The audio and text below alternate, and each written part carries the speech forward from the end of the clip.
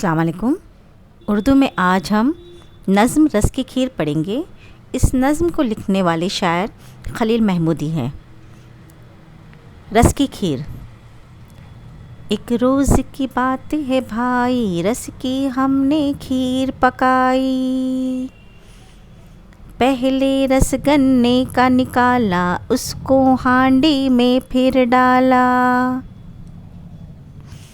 हांडी फिर चूल्हे पे चढ़ाई, उसके नीचे आग जलाई।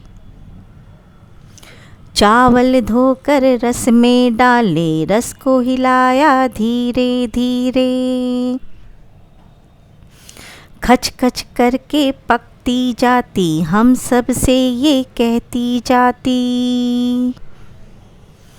किसने चावल है उपजाए, खेत में गन्ने किसने उगाए।